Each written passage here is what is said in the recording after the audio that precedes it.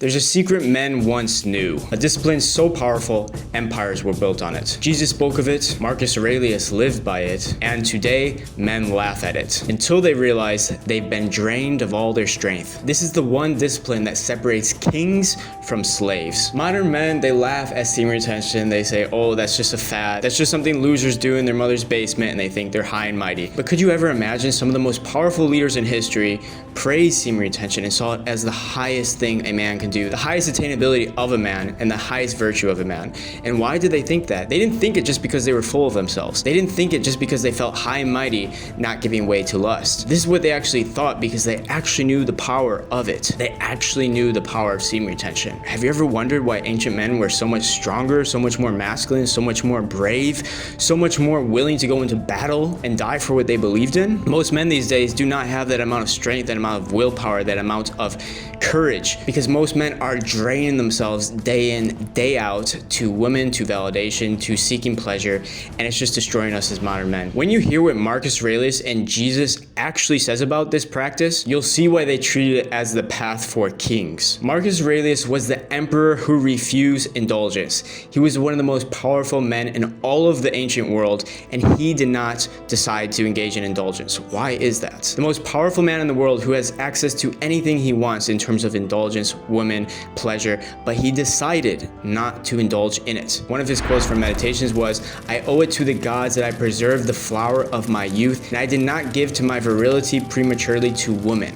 Why is he praising this to the gods? If semen retention doesn't mean anything, if it's just a little fad, if it's just something losers do in their mom's basement, why is the most powerful man in the ancient world praising to the gods that he did not give up his flower, that he did not give up his seed? It's because he knew the power of his seed, and he knew how important it was to rising to the top of the Roman Empire. He's literally thanking the gods for his celibacy, for not engaging in lust, for not engaging in physical pleasure. That is literally what he's saying in this quote. Another quote from Marcus Aurelius from Meditations is from Rusticus, "I received the impression that my character required improvement and discipline, and that I was not led astray into passions of youth, but remained a master of myself." He frames mastery over lust as mastery over himself. When you master lust, you master yourself. People in general just stop being able to control you. You're not controlled by your emotions. You're not controlled by seeking pleasure. You're a master of yourself, and you actually become a king in your own life. And the last quote I want to go over from Marcus Aurelius is from Alexander the Grammarian, "I learned to avoid all manner of sexual indulgence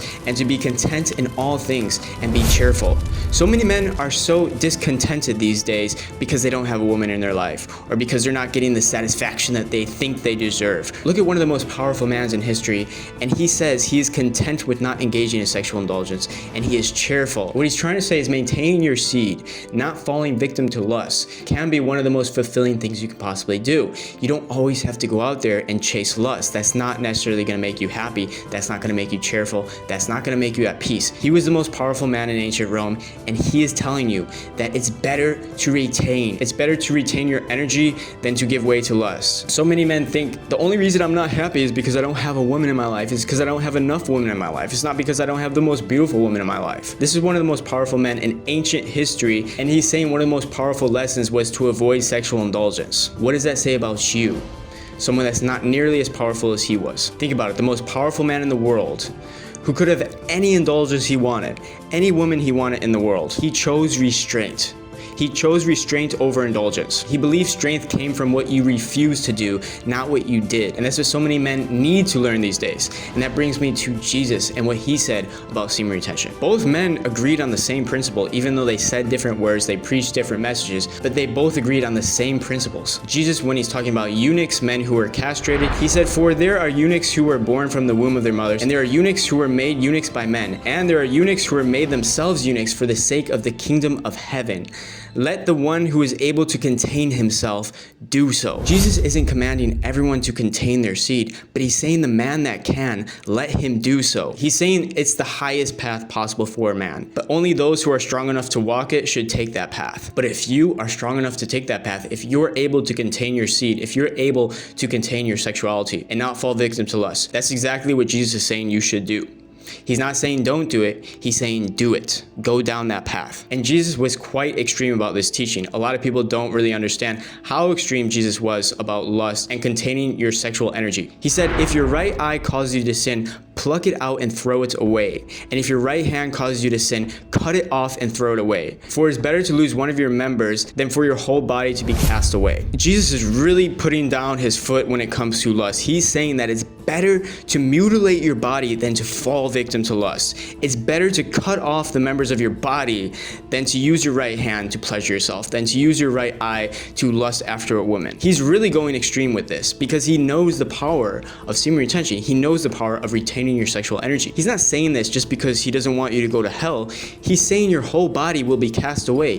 He knows the effects of falling victim to lust has on your body, has on your life, has on everything around you. If you fall victim to lust, you're playing games with your energy that you don't want to play. You have to guard it like it's one of the most important things in your life, and don't play around with it like it's just a game. Take Jesus' teachings to heart. He was quite extreme on this topic. And one last quote that Jesus said that I want to go over in this video is, "But I say to everyone that looks at a woman with lustful intent has already committed adultery with her in his heart." What is he saying? That just by looking at a woman with lust, you're already committing adultery in your heart. You're already doing things against yourself. You're already committing a sin to yourself. You don't even have to take action on it. Just by the intention of lusting after a woman, looking on OnlyFans, looking at women with lustful eyes, just, oh my God, all I want to do is have sex with her. When you do that, you're really committing a crime against your own body, your own temple. Jesus is pushing sexual discipline beyond just actions. He's talking about sexual discipline within your heart, within your mind. He's saying that is the most important thing. And so many men totally miss out on this. Even if they don't indulge with their actions, they indulge with their eyes, they indulge with their right hand, they indulge with their mind, they indulge with their heart, and they're really hurting themselves and they don't even know it. Now compare all of this wisdom and teachings from Marcus Aurelius and Jesus, and now look at modern men. Look at how far modern men have fallen. We've all fallen victim to modernity, and it's literally killing our souls as men. It's literally killing our fire and our masculine edge. We've become corn addicts. We've become self-pleasurers, Tinder swipers, men who can't go a week without spilling their strength, men who go crazy if they don't have validation from a woman. Ancient men saw their seed as their life force, one of the most valued possessions that they have on this earth. And today it's wasted like it's just nothing, like we're just pissing it away. And then we wonder why men are so weak, depressed, and aimless in life. We wonder these things, but we don't actually go to the root cause. Marcus Aurelius was one of the greatest emperors in history, and Jesus had one of the greatest missions of any man in all of history. Both men walked the same path of restraint, of containing their seed, of containing their energy, of restraining their sexual indulgence. And here's the secret. This discipline wasn't just about denying pleasure. It's about storing power. It's the power to drive you forward. It's the power to keep you focused. It's the power to keep you morally aligned. It's the power to do what you want and not be controlled by anyone, including women, including men, including your government. It's the power to maintain that clarity of vision, and the power to rise above men who are slaves to their urges and truly become a king in your own life. So the question isn't whether or not semen retention works. The question is, are you strong enough to live by it? Or will you waste your power like every other man, laughing in weakness?